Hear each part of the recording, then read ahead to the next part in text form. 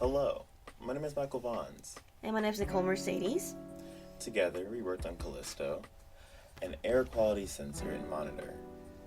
Callisto's task was to record data on the air quality in the vicinity of Hackberry Lab's main CO2 laser cutter.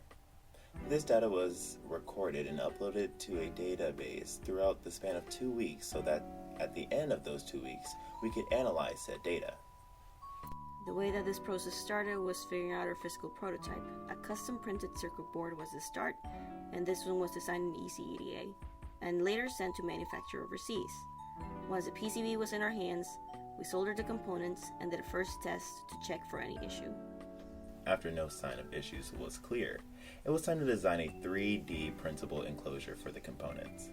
This enclosure was designed in Fusion 360 and then printed in PLA filament. This process was tricky, as it took a few tries to get the sizing right, but once it was done, the physical prototype was ready for launch. The device was placed in very close proximity of the CO2 laser cutter for the aforementioned 2 weeks, uploading air quality readings every minute.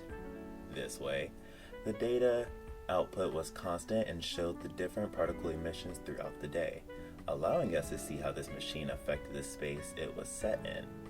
This constant data input allowed us to propose and answer questions in relation to the specific space, as well as how these readings compare to the particle output of other machines and spaces around Hackberry Lab. We proposed 3 questions that were specific to our space. These being, is the CO2 laser properly ventilated? Based on collected data, should we use protective gear when using the laser for an extended period of time? And looking at our records, what day of the week can we assume is the most active for the CO2 laser? Adding on to these questions, we came up with 2 questions that look and compare our readings with those collected at other spaces in the lab. Said questions are the following. How does the small CO2 laser compare to the big CO2 laser when looking at their highest recorded particle output?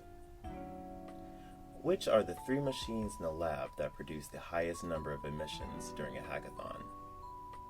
Overall, Callisto gave us a clear picture of what's happening in the air around the CO2's laser cutter and how it compares to the rest of Hackberry Lab. With this data, we can make better decisions about ventilation, safety, and how we should use this more than often not busy space. We hope these findings help the lab stay a healthier place for everyone. Thank you for joining us.